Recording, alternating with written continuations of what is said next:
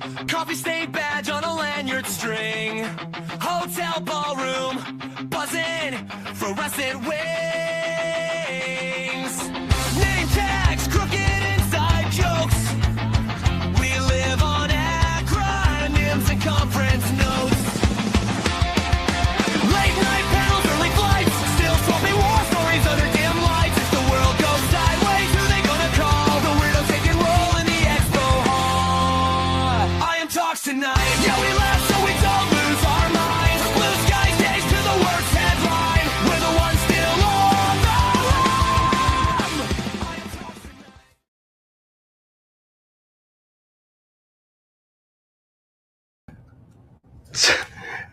No, it wasn't recorded. Okay. No, it's recording now, though. Oh, awesome. Hey, good afternoon, everybody. I'm Todd DeVoe. Hey, I'm Josh Morton, president of IAEM USA. I guess I'm first vice president. You of are, IAEM, yes. And I have messy hair. We've been traveling, and so we're coming to you live from downtown Kansas City, Kansas. And Todd, Missouri. Todd, here's the key. If you wear a good hat, then you don't have to worry about your hair. So. You know, what's funny is I actually got one of those hats now, and I didn't wear it.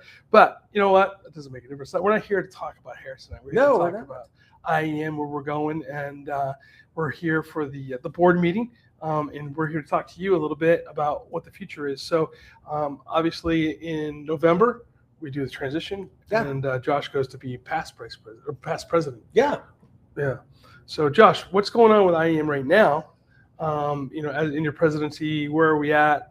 What have we been doing, and what's some of the exciting stuff that's moving forward for the organization? Yeah. Well, I think, as I think anyone working in emergency management is probably aware a lot of our time right now is spent on advocacy, really trying to help shape the narrative about the future of emergency management.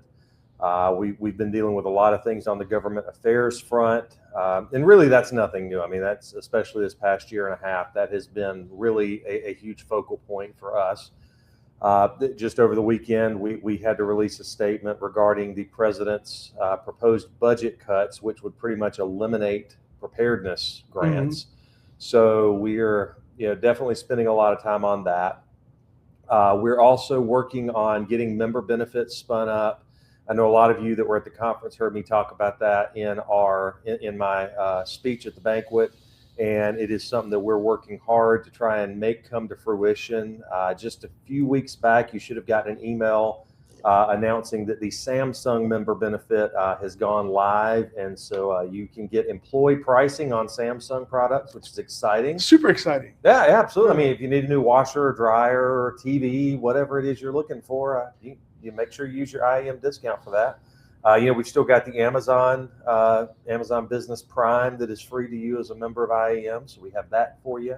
And we've got several other things that we're working. We've got the new member benefits committee that Jason Schnault and Michael Tiener are heading up. And so those guys are working on some things. So lots of good things that are happening that maybe we aren't quite ready to be able to announce officially yet. One thing we want to make sure is that we're actually able to make things happen before we put them out there. But lots of good things on that front. Another thing, we're starting the planning for this year's National Emergency Management Awareness Month. Last year was the first annual, and so we're looking forward to do it again this August. Doing some advocacy. Yeah, absolutely. Looking at doing some stuff with the Hill and doing some knocking and talking to some of the members of Congress and Senate. So it's a nice thing to be able to talk to them.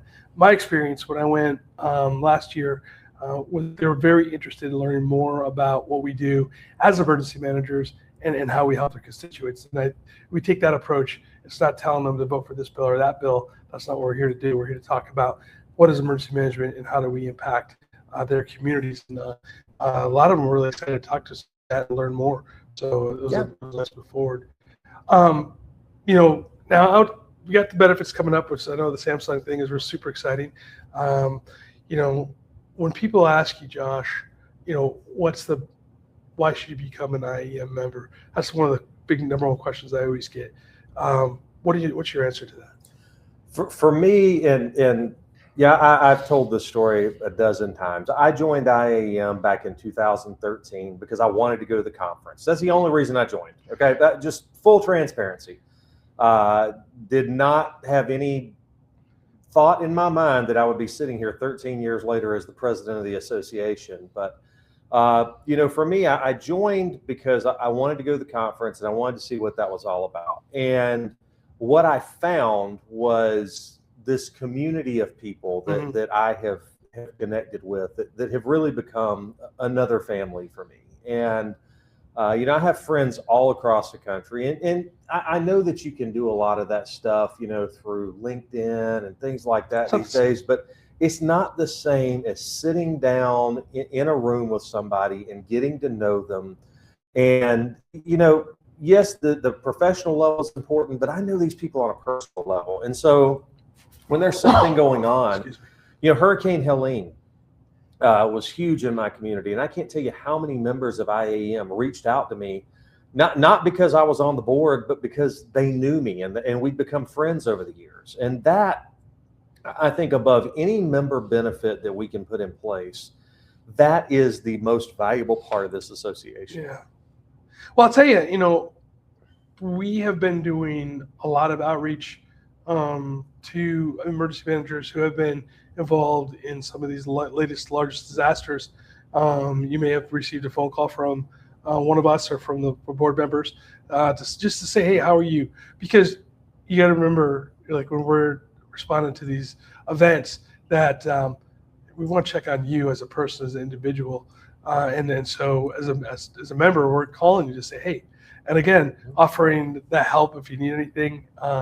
And that's what I love about this organization is the people who I've met across the country, and everybody's just willing to collaborate and help. And when you go, hey, I have this today, right? I'm in Kansas City, and I was talking to an emergency manager here in Kansas City about some of the stuff that we're doing with FIFA.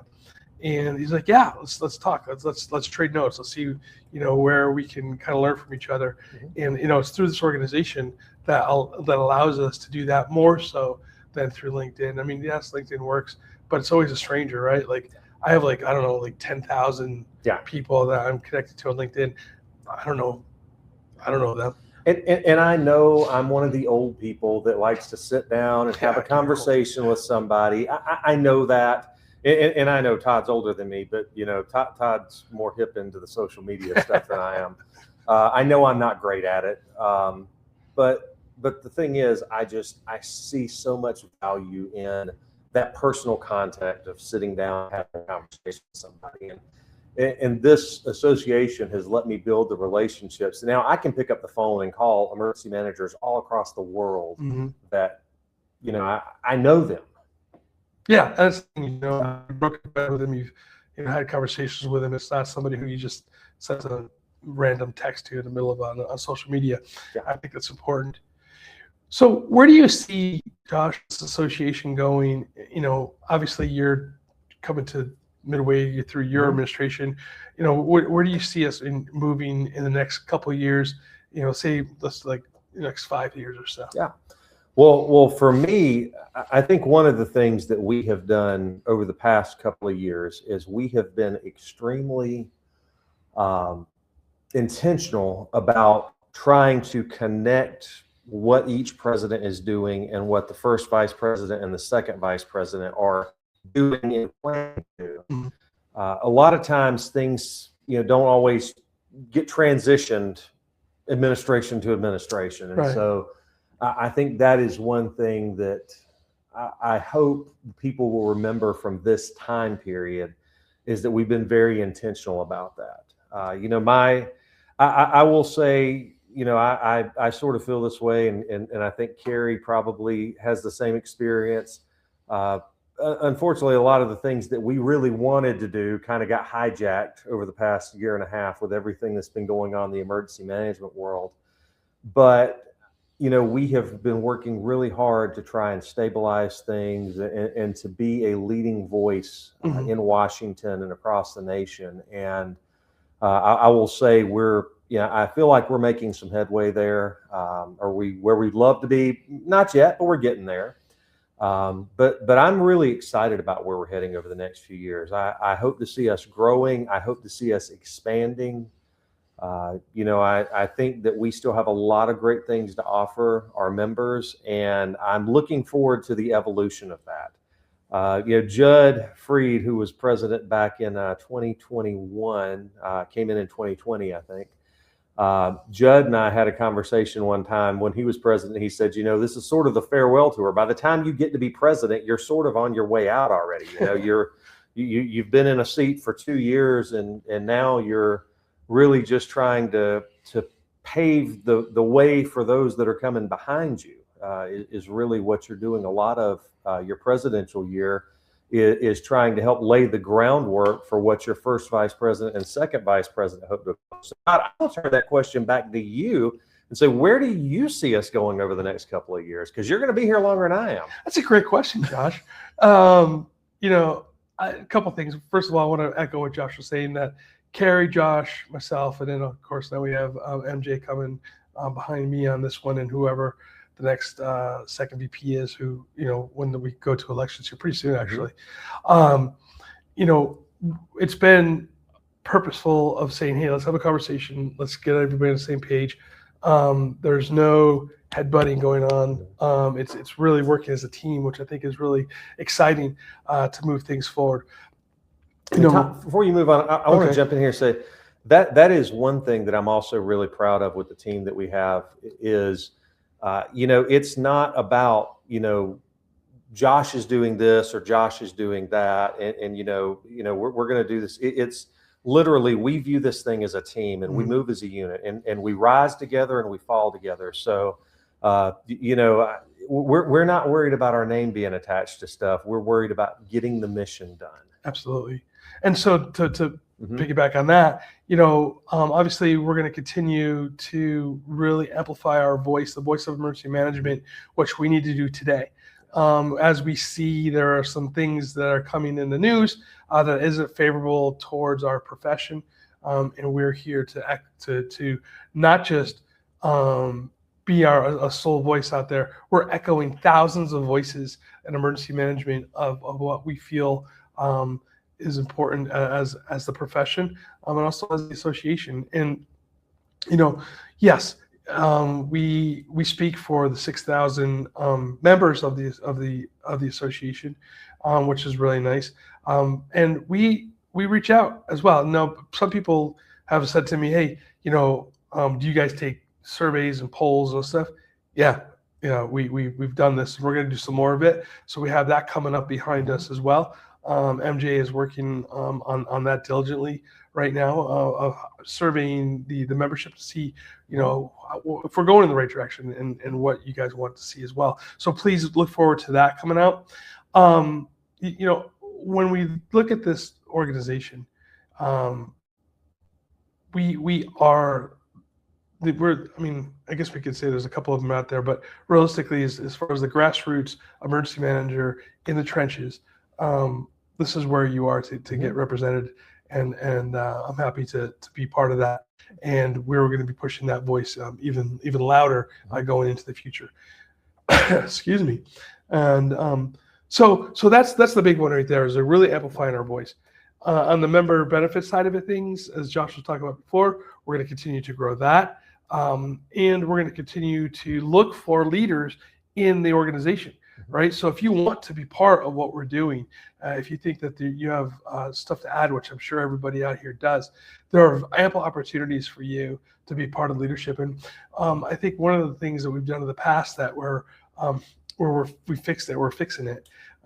It's not perfect right yet, but is how do we get people into the pipeline to become leaders, to know what opportunities there are. So this podcast right here is one of the examples of how we're reaching out to you as members of the board to speak to the membership. You can go into the comments section and fill comments out, and we'll be responsive to those. And speaking of that, we do have our elections coming up this summer. We'll be, I believe, the call for candidates in July. I think that's July. right. Mm-hmm. One thing I would highly encourage you, if you're interested in getting on the board, a regional position is one of the best places that you can start. Todd and I both started as regional presidents, And it's a great way to sort of get introduced to the board and everything that's going on. We also have our secretary position will be up for re-election this year, so that position is there. And as far as the regional presidents, this year is an even number. So if you are in an even numbered region, that 2, 4, 6, 8, 10. 2, 4, 6, 8, 10, you will be having regional elections this year. So again, those are great opportunities to get started on the board. If you are interested in committee or caucus leadership, I would encourage you to start reaching out to Todd now, as he will be appointing the committee leaders next year. And then the caucuses, we started a couple years ago. The caucuses actually self-select their leaders. So I would encourage you, if you're interested in caucus leadership, to reach out to the current leadership of your caucus and start having those conversations. Yeah, let's talk about caucuses and committees for a minute. So IAEM, we've broken down into several caucuses, and this is where the work gets done. Yeah. We hear from the caucuses of things that they need, that they're working on. So we'll talk about some of the most active ones. So well, before we do that, let's kind of get into. So we have a few different types of groups in IAEM, and I would encourage you, if you're a member of IAEM, to get involved in a group in some way. So we have the commissions. There's only 2 commissions, and those are a little more formal as far as how you get involved there, and that's scholarship and CEM commission. And so there are some criteria that you have to meet to get involved in those. Outside of those, the next thing is our committees. And committees, I describe it this way: the committees do the work of the association, the caucuses do the work of the profession. there you go. So the committees are things like the awards committee, the conference committee, basically things that are sort of internally.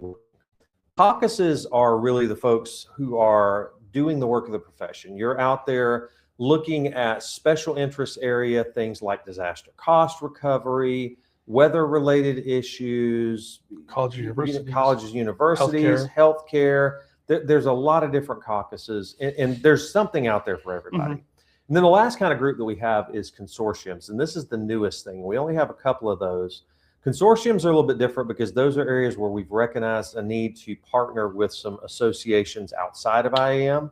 And so we've basically collaborated to create a group that crosses association lines.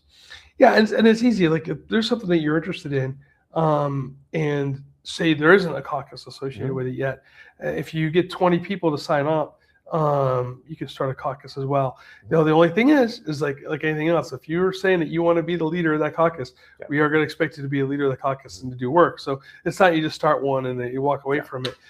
There's work to be done, and meetings that to be held and products to produce, stuff out of it. So it's not just a do nothing part of the organization. Yeah. It's a very, very important part of what we do.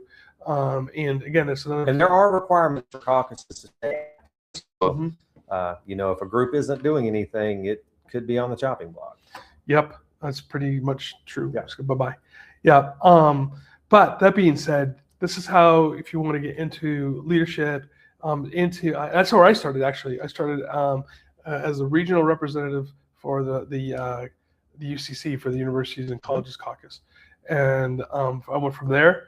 And I started working at the Region 9, and then I got involved in Region 9, and then I ran for president. And that's what she all she wrote. So it's a really great transition to really get your feet wet into what we're doing as IAEM, and then move up, because I think it's important for you. This is a membership-driven organization, right?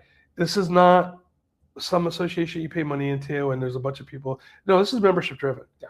And so Josh is going to rotate out. I'm coming up. I'm going to rotate. People have to come in behind us to fill, and that's you. People that are sitting here listening to us today, you have to come behind us and fill up those gaps. To quote the old country song, "Who's going to fill their shoes?"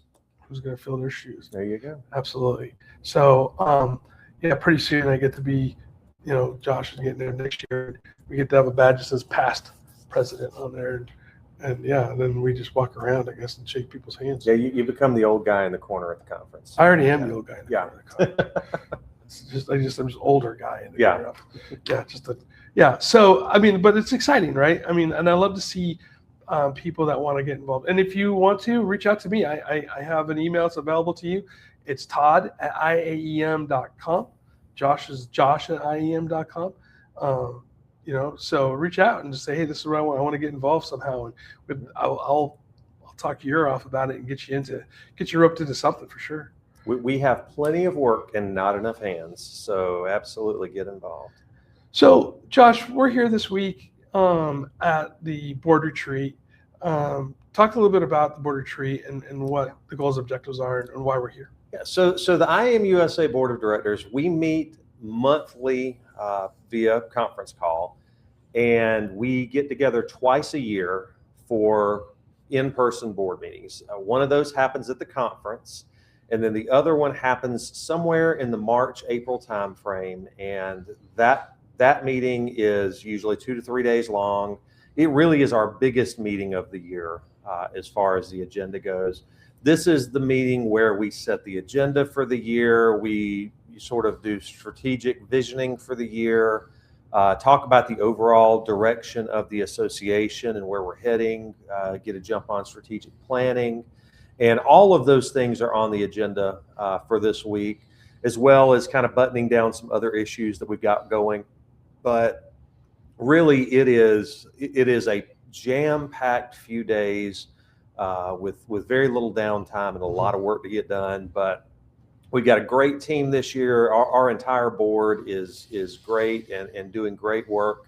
And can't say enough good things about our board this year. And I'm excited to see what we come up with by the end of the week. Yeah, me too. And I'm always excited to be in the same room with the board members and feed off the energy that we have here. And it's exciting to see the board moving cohesively together and having good conversations. That's another thing too, is, we do have open debate on about things. So it's not like we just rubber stamp things. There's definitely none of that. We have deep conversations sometimes. I don't remember the last time something got rubber stamped. Me either. But that's a good thing, though. Yeah. Right? It should be discussed and debated. Yeah, but the thing is, we come together to a conclusion, and the good part about it is everybody hears everybody's side in the conversation. There's no right now. I'm trying to think of past boards, but we'll talk about that. Well, the thing is, we don't always agree on everything, but we always leave unified and we leave as friends. Right. But we're also not arguing either. Exactly. Right. We're having good conversation, debate, and reason that goes into why we're doing the things we're doing. And my mind's been changed a few times when I walked into a room. Go, okay, I think I'm going to go this way. Yeah. By the time I hear everybody talk, I'm like, this makes much sense to me. If you ever want to attend a board meeting, some of them, how do you do that, Josh? If you want to attend a board meeting, all you have to do is send staff an email. So you can email Chelsea at IAEM.com. You can also email me directly. Basically, the process is you just have to ask for an invitation and the president has to agree. And I've already told staff, if somebody asks to attend, let them in. I feel the same way. Yeah, so we do that. The only exception to that is there are some things that we do have to go into executive session for. And so we try to do that. If it's at a special board meeting, it's one thing. But if it's a regular board meeting, we always try to do that at the end of the meeting or at the beginning of the meeting. That way, if somebody is attending, they're able to see as much of the meeting as they want to.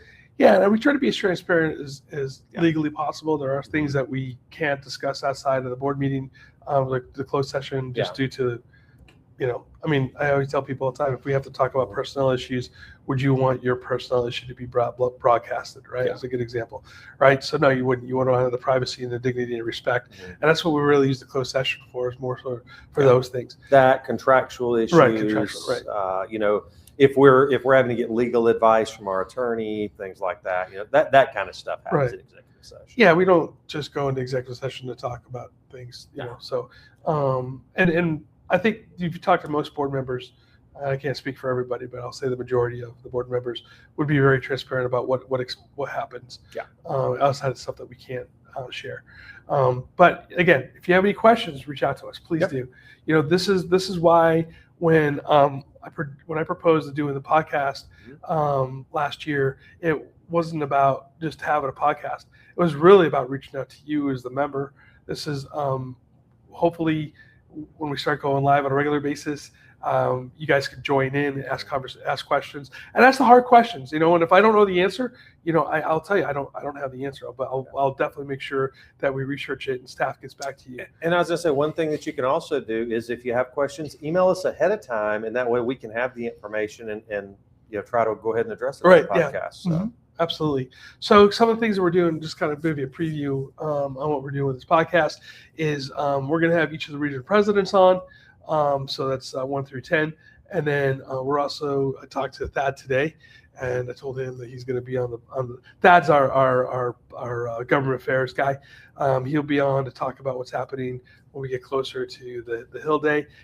So we're going to have some exciting, say exciting. I don't think they're going to be barn burners, but we're going to have some great conversations. So IAEM conversation, everybody. It's exciting. I don't mean exciting, I don't think we're going to get an Emmy or anything for this, but the cool thing is that we're going to have good conversations about the organization for you. Again, please reach out to me, todd@IAEM.com, if you have any questions that you want to be answered in this on this podcast. Join the podcast. On the live sessions. We're going to be live on YouTube, Facebook, and LinkedIn.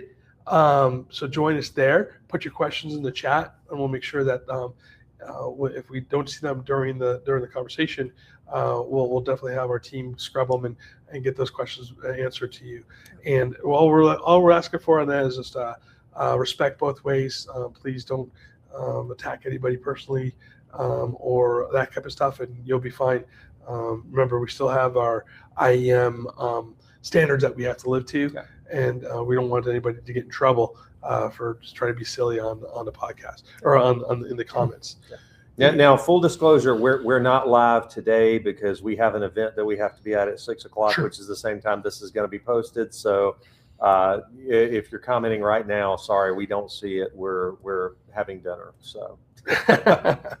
All right. Well, we're getting here close to the end, and Josh, since you are the president, I will give it to you to close us out, my friend. Yeah, I just thank you all for tuning in for our first episode.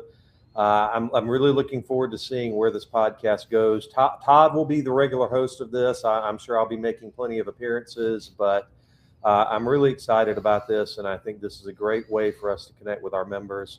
Speaking of connecting, again, find ways to get connected. If you're looking for a place, you say, hey, I just don't know where I fit, call me, email me. I'm happy to sit down and have a conversation with you, and let's find a place to plug you in IAEM.